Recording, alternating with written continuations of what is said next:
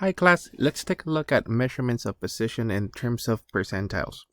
Now, whenever we talk about percentiles, your data sets are extremely large because the idea is that you're dividing the data set in, well, in this case, approximately 100 pieces, and you're looking at very large data sets. Now, the formula that we're going to be using is basically here. And I need you to take a look at this formula because there could be another formula that the book is using where instead of saying less than, they use less than or equal. So I'm just going to follow the standard one, but they do adjustments on that one, that in terms of less than or equal. And the formula is basically as follows. Here you're looking at a data set and you're looking at what percentile does that data set actually belong to. And in the data sets, because the actual percentiles are meant to be for large data sets, we may end up with a little bit of rounding problems. Now, let's take a look at problem B, and I already organized the data set. I don't see any typos, but the one that corresponding percentile for 44. So technically 44 happens to be here. So this is going to be our X value that we're going to be using. So let me just rewrite this one as percentile for 44. For X is equal to 44, it's going to be equal to the following. And you technically have to count how many numbers less than X you have. So I'm counting 1, 2, 3, 4, 5, 6, 7, 8, 9, and 10. I'm counting 10. So I'm looking at the following. And let me do another count. I'm looking at 1, 2, 3, 4, 5, 6, 7, 8, 9, and 10.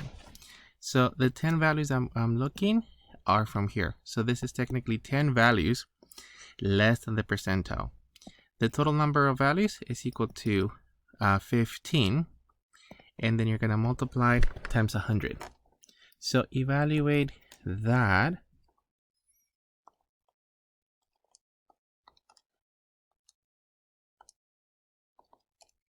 And I'm getting that this is approximately 66.66. Rounding to the nearest integer is equal to 67. So I do want to see your calculation on what you're using. We typically round to the nearest integer, and your final answer, you're actually going to write it like this. So this is P67 is equal to the values of 44. So that's the correct notation that basically says the value of 44, in this case we're talking about 44 from min to max, which is here. It represents in terms of position about 67% of the way, or about 67% of actual scores are below the value of 44. Now, let's take a look at the percentile for 50. So,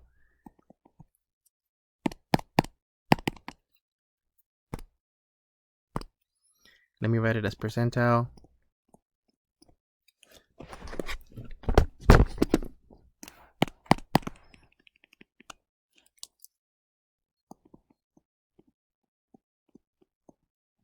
For X is equal to 50. And numbers less than 50, well, we had 10 for 44, 50 is one more. So this is going to be 11 over 15 times 100.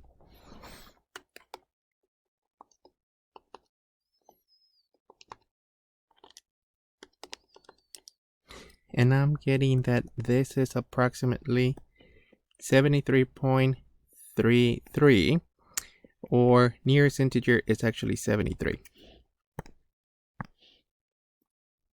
So our final answer, we would write it as P73, it's equal to the values of 50. That would be our final answer. Or if we're looking at the data set from min to max, in this case, 50, the score of 50 from min to max happens to be approximately 73% of the way. Let's take a look at the last problem where we're finding percentiles for a given data set. So percentile for x is equal to 70, and 70 is actually our last value. So you would have 14 values less than that. So this will be 14 divided by 15 times 100. I'm getting that this is approximately 93.33, which is approximately 93. So our final answer is going to be that P93 is equal to 70.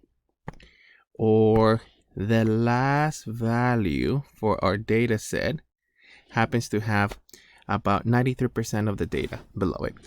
Now, there's a lot of rounding issues with percentiles, especially with the formulas that we're using. That's because they're meant for hundreds of values in order to, well, since we're dividing it by 100 pieces. So, like I said, the formula that I'm using is less than. There's another formula that may show up on the homework that they're going to say not less than, but less than or equal. So less than or equal, all it would mean is that for the first one, if you're counting 44, you're counting all the way to 44. So less than or equal would be 11 instead of 10. So that's for the first scenario that you technically have a, well, data set, and they're looking for a specific value of the data set. Now, let's take a look at the second scenario. The second scenario, they actually want us to find P of K. To find P of K, you have to evaluate this formula. So let me give you an example with P of 30. So for P of 30, we would have said that L is equal to, in this case, well, that's your value of K. So this will be 30 divided by 100 times the values of 15, because that's how many we have in the data set. Please evaluate that so we can compare.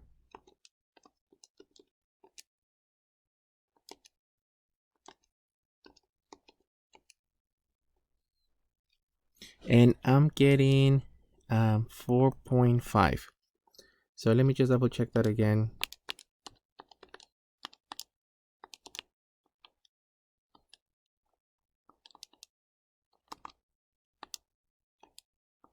Okay, I'm getting 4.5, which in this case, this is going to just simply be 5. Now, 5 represents a number locator. This is the fifth value.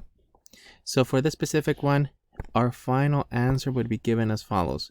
This is that P of 30 is equal to the fifth value from min to max. So technically, we have to count the data set from as it was organized. This is 1, 2, 3, 4, and 5. So that is the fifth value, 1, 2, 3, 4, 5. So that would be 39.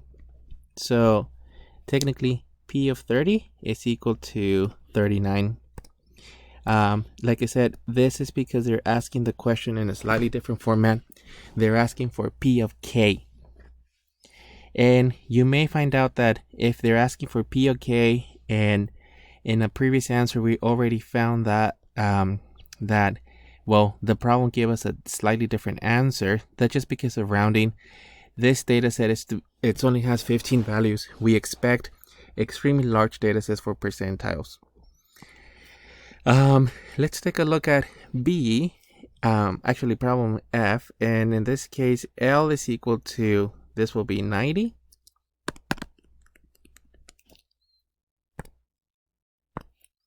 So L is equal to 90, oops, I wrote 96, divided by 100 times the values of 15. Please evaluate and compare answers.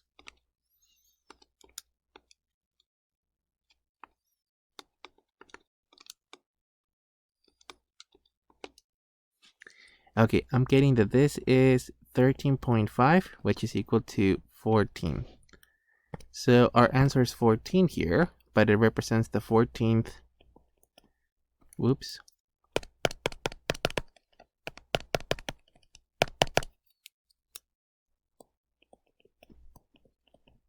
14th value.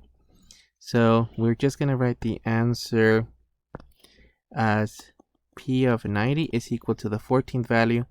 We have 15 values, so this is the 14th. That would be the 14th, so 55.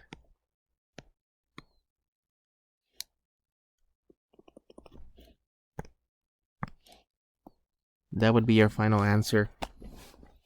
The last one, P of 70, so L is equal to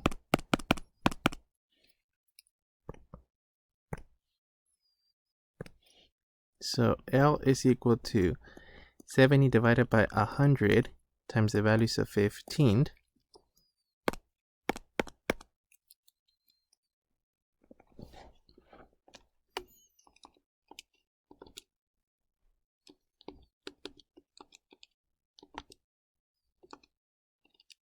So I'm getting 10.5, which is going to be 11, or the 11th value.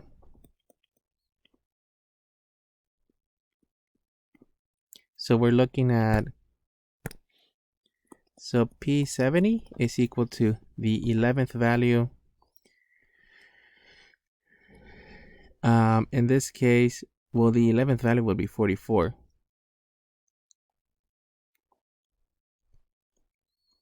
So our final answer is going to be that this is 44. Let me count them again. So we had 10 values. Yeah, that would be the 11. It would be 44.